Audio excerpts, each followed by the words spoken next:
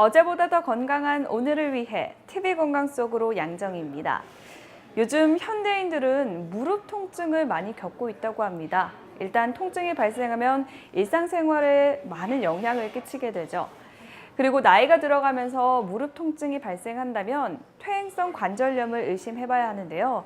이번 시간에는 닳기 전에 지켜야 할 퇴행성 관절염에 대해 보다 자세히 알아보겠습니다.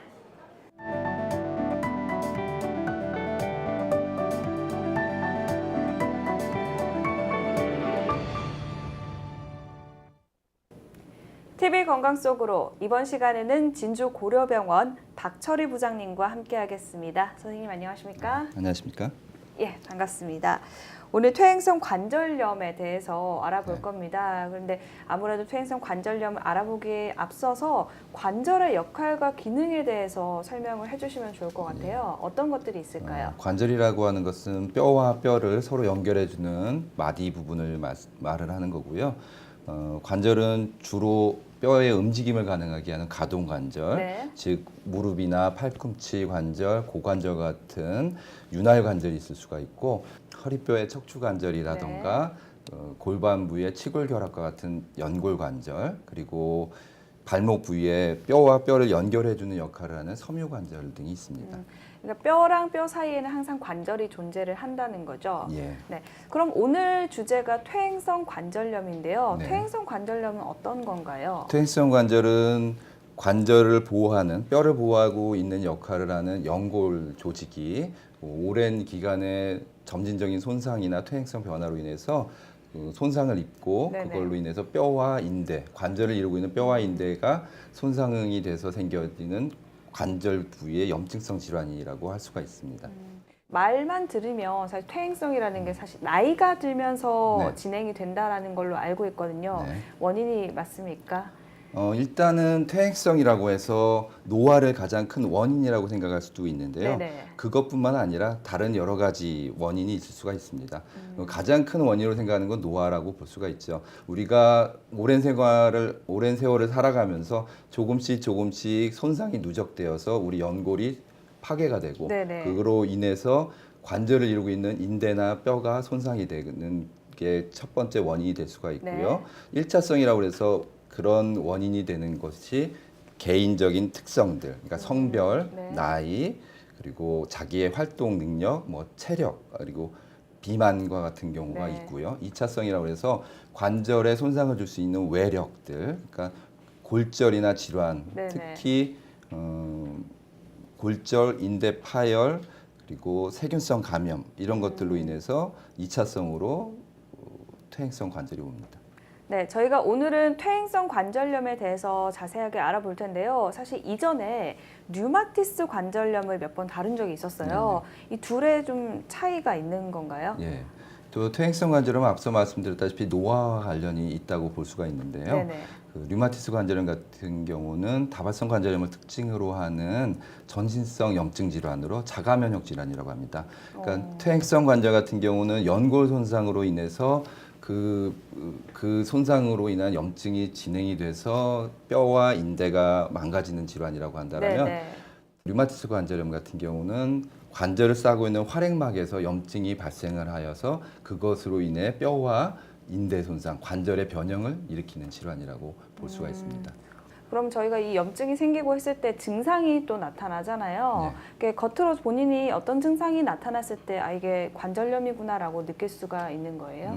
가장 큰 증상은 통증이죠. 네네. 아픈 거, 그리고 붓고, 그리고 심할 경우는 관절 변형도 오는데요. 네. 초기의 통증은 보통 40대 후반 정도 분들이 등산을 갔다 오면 아픈다거나 계단을 네네. 오를 때 아프다는 말씀을 하세요. 네. 그런데 이제 조금씩 진행이 되다 보면 일상 활동에 걷고 나서 저녁 때 되면 좀 시큰한 느낌들, 네. 우리 연세 많으신 분들이 말씀하시는 것처럼 비가 온다거나 하면 무릎이 시리고 어깨가 결리는 그런 네네네. 증상이 나타나는 것들, 그런 것들이 이제 초기 증상이라고 할 수가 있고, 그게 점점점 진행이 되면 저녁에 집에 누워 있어도 무릎이 아프고 또 많이 붓고 물이 찬다고 하죠. 그런 증상들, 그리고 더 진행이 됐을 경우 관절 변형이 와서 평소에는 젊었을 때는 일자다리였던 분이 네. 이렇게 O자다리로 완전히 쉬어가지고 다닌다거나 무릎이 원활하게 굽어지지 않고 펴지지 않는 그런 상태가 일어날 수 있죠.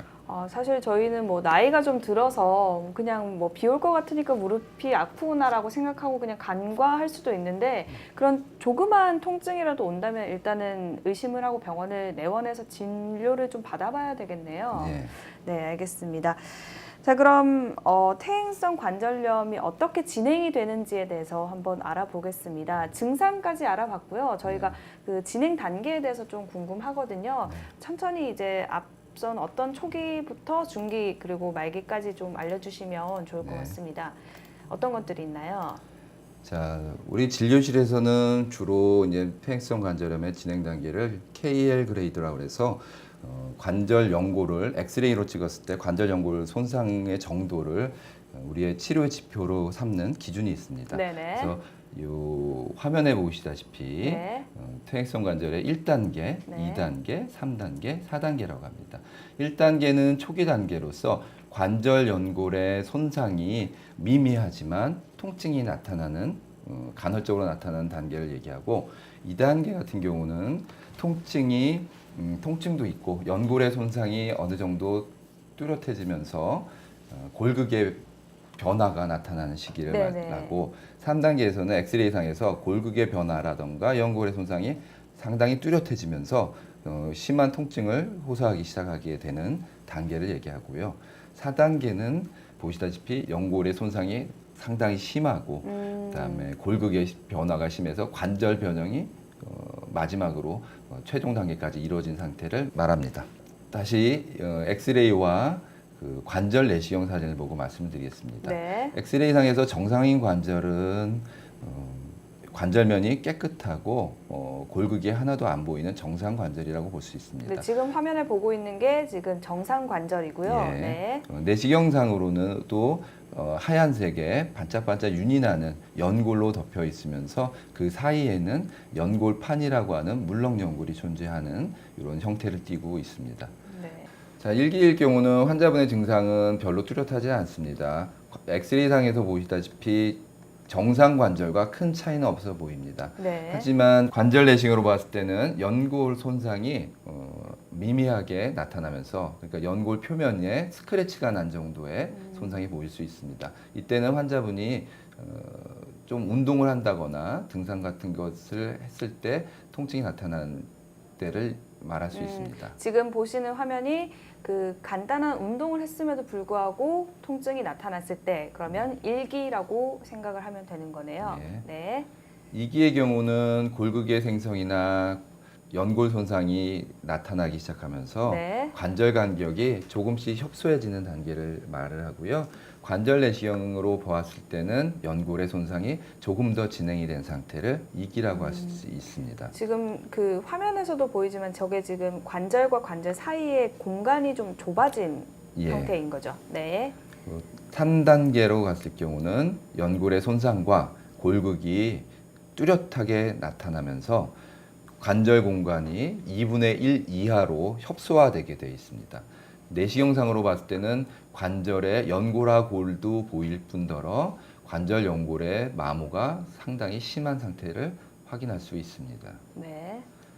4단계로 넘어갔을 경우는 뭐 일반인이 보아도 뚜렷하게 뼈와 뼈가 서로 맞닿는다고 하죠. 골극의 네.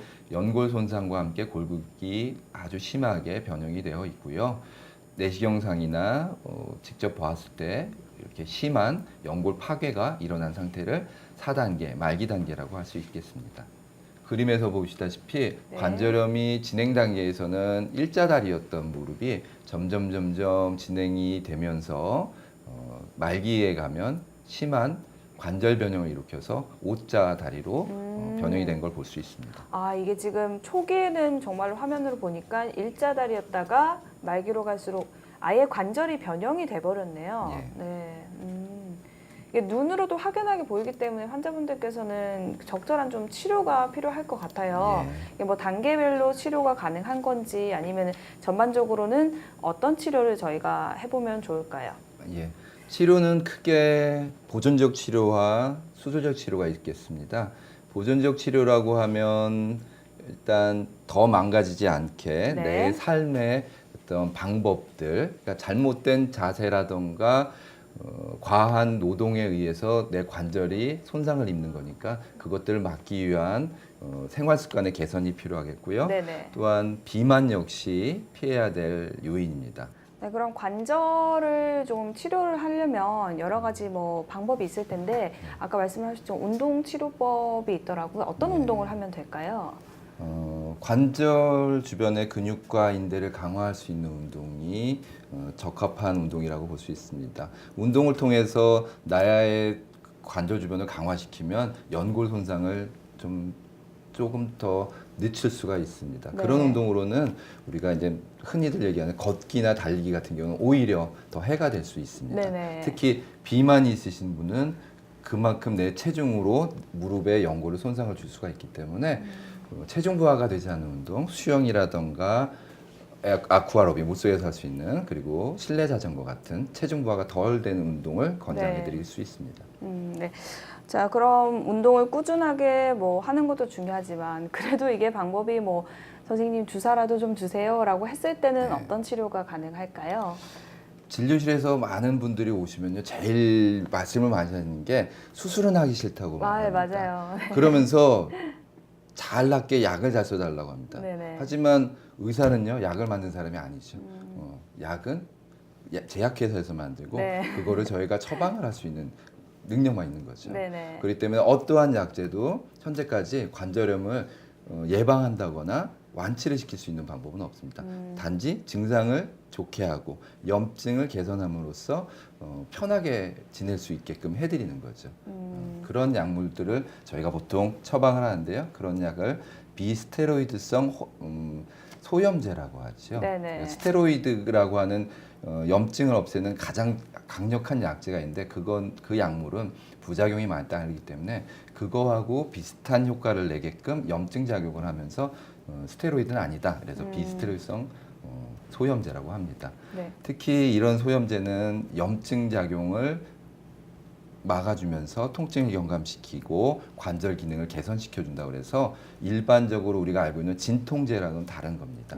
진통제는 우리가 통증을 느끼는 신경계를 차단하면서 통증을 막는 약이고 네. 비스테로이드성 소염제는 우리가 그냥 흔히 관절약이라고 처방하는 약들은 항염증약이라고 생각하시면 되겠습니다. 염증을 완화시켜주는 약을 네. 좀 처방을 받고요. 근데 이게 아까 말씀하셨지만 뭐 완치가 되는 게 아니기 때문에 또 다른 치료 방법이 있을 것 같거든요. 약으로 했을 경우는 특히 비스테로이드성 소염제를 복용할 경우는 위장장애나 위장장애, 변비, 얼굴 부종 같은 증상이나 뭐 심한 어떤 약제 같은 경우는 순환기계에도 영향이 있을 수가 있어요. 부작용이 좀 예, 따른 있을 수가 있습니다. 거네요. 장기간 복용을 한다거나 아니면 뭐 규칙 없이 복용했을 경우 그런 문제가 생길 수가 있어요. 다른 질환으로 또 이 약을 먹고 있다면 그게 또 영향이 있을 수 영향이 있습니다. 있을 그래서 수 전문의하고 충분히 상의하시고 네네. 약을 처방을 받아서 복용을 하시는 게 맞고요. 네네.